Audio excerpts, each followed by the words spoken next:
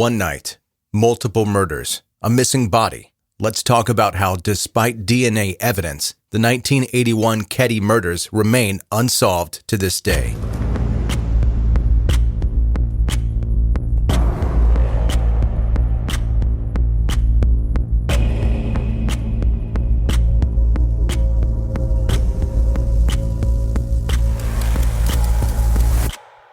Hi, this is 10-Minute Murder. If you're looking for brief and bingeable true crime, you are in the right place.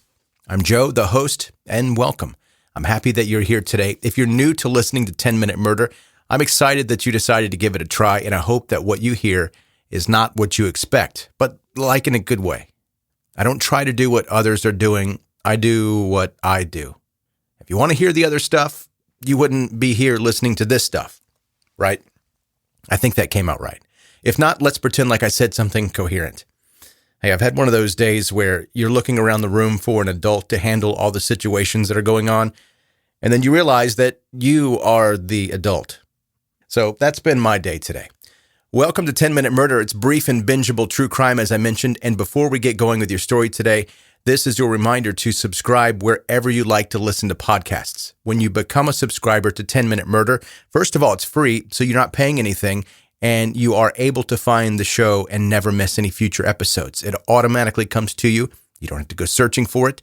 Also, connect with 10-Minute Murder on social media. If you have friends that like true crime podcasts, please let them know about this one. And if you're looking for links, you can find them in the show notes of this episode, as well as at 10minutemurder.com.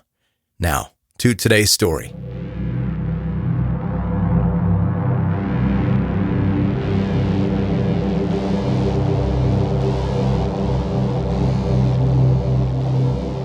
There's something about unsolved murders that capture your imagination, the imagination of your typical true crime fans. Sometimes we don't like them because there's no closure, but at the same time, that little bit of mystery makes it more interesting.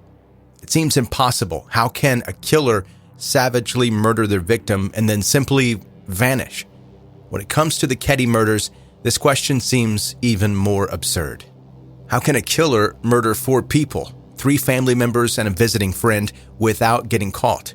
And why would they leave the 3 bodies in the house to be discovered, but then take the last victim with them? The Keddie murders, named after the small Californian railroad town where the killings took place, happened on April 11, 1981, with neighbors waking up to the sound of muffled screams that night. 3 members of a household were brutally murdered, and then a 4th vanished without a trace. Let's take a look at who was inside that house. But as a side note, I'm about to throw out a lot of names at you in a short amount of time, so heads up. 36-year-old Glenna Susan Sharp, known to her friends and family as Sue, had just moved in with her family. She had 5 children, so the bigger house was a relief compared to the trailer home that they'd previously rented. Sue was at home on that night, along with 4 of her children. The eldest, 15-year-old John, 12-year-old Tina, 10-year-old Rick, and the baby of the family, Greg, who was 5 years old. And by the way, doesn't Greg sound like a weird name for a baby in 2023? I can't imagine someone saying, "Hey, this is my baby, Greg." Anyway, Rick and Greg's friend, Justin Smart, and John's friend, Dana Hall Wingate, were also staying over at the house. One of the Sharp children was absent, 14-year-old Sheila. She had decided to spend the night sleeping over at their neighbor's house, the Seabolts. It was the first time that Sheila had ever slept over at the Seabolts, and it meant that she survived, but it also meant that she was the one who discovered the bodies the next morning. It was 7 a.m. on April 12th when Sheila returned home, but as soon as she stepped a foot inside, she was greeted by an absolutely unnerving sight. Blood covered the living room, and the bodies of her mother, her older brother John, and his friend Dana. They were tied up with electrical cords. Their hands were bound tightly with tape. It seemed as if the killer had not just wanted them dead, but he had wanted the victims to suffer. The murder weapons included a hammer, 2 knives, including a steak knife that had been used so aggressively that the blade was bent. Sheila ran back to the neighbor's house and returned with Jamie Seabolt, who saw something incredible. The 3 boys, Rick, Greg, and Justin, were all still alive. He quickly helped them out of the window of one of the bedrooms, and he couldn't believe that they seemed to be completely unharmed. But with the 3 bodies in the living room and the 3 boys in the bedroom, it was quickly clear that one person was unaccounted for. 12-year-old Tina was missing. The autopsy reports were grim. Susan had been found naked from the waist down, gagged with her own underwear, and she had been stabbed in her chest and throat. John's throat had been cut, while Dana had been beaten and strangled. There was no pattern to the killings that investigators could identify. It seemed random, brutal, and uncontrolled. This contrasted with the state of the house that the bodies were found in. No forced entry, and the telephone cord neatly and cleanly cut. There were 4 things missing from the house: a toolbox, Tina's jacket, a pair of Tina's shoes, and Tina herself. It seemed to investigators like the answer must lie with one of the house's survivors, who had surely seen or heard something. At first, they believed that the boys had somehow slept through the attacks, but later, Justin Smart, the friend of the boys, confessed that he had witnessed the murders. And Justin's story was all over the place. At first, he said that he had dreamed about the murders, but under hypnosis, he was able to give investigators details of what he had supposedly seen that night. 2 men, one who had long hair and one with a mustache, arguing with Sue, John, and Dana. After the argument began, Tina walked in, and one of the men took her outside, abducting her. In more than 3/4 of child abductions, the victim is dead within the first 3 hours of their kidnapping. As hours turned into days, and finally years, hope that Tina would safely be returned had dwindled. 3 years had passed since the Keddie murders, when a bottle collector stumbled upon part of a human skull and jaw, more than 100 miles away from Keddie. Because they were found so far away, there was no reason for investigators to connect the remains to Tina, except for this. After the sheriff's office announced that the human remains had been found, they received a phone call from an anonymous caller telling them that they had found the skeleton of Tina Sharp. This suspicion was increased by something found near to the remains: Tina's missing blue jacket. Even though it wasn't the ending that anyone had hoped for, Tina Sharp could be finally put to rest. So, 3 years on, we've got around 4,000 man-hours invested into the case, several serial killers who were ruled out as the culprits, and composite sketches completed by a completely amateur sketch artist with no forensic experience, no specialist training, and limited artistic talent, based on Justin's descriptions.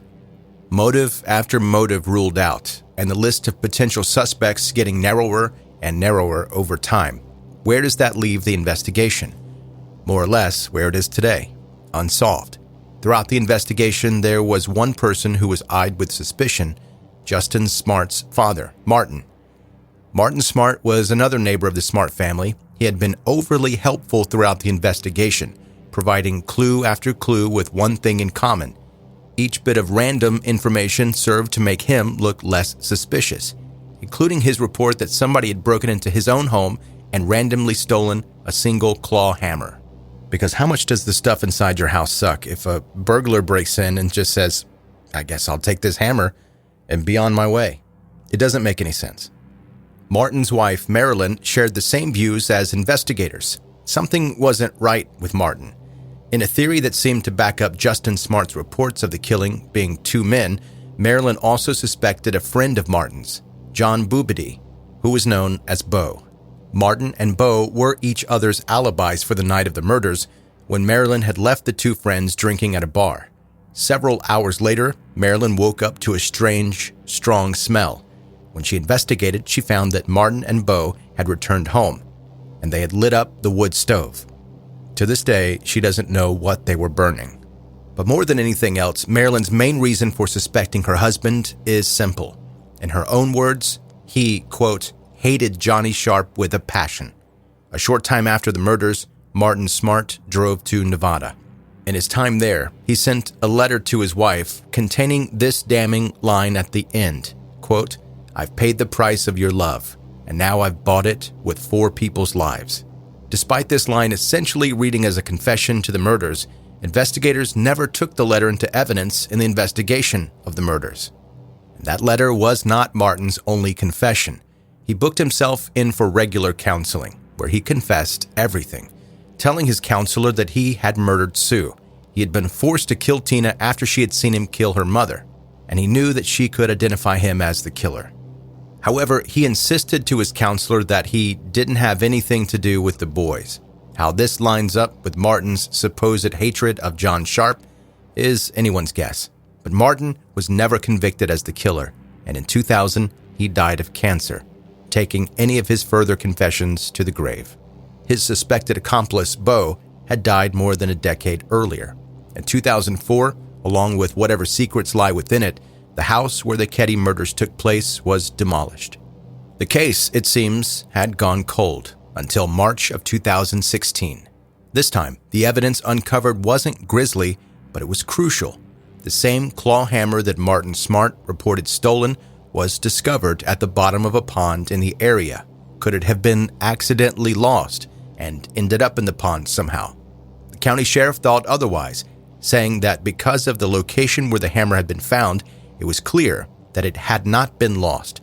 It had been discarded by someone who planned on it never being found again. Unlike many vintage cold cases, there seems to be a good chance that the case could be closed with new forensic techniques. In 2018, DNA taken from the medical tape used to restrain the 3 victims was analyzed, and the DNA is a match to a living suspect of the murders, although as of 2023, no arrests have been made.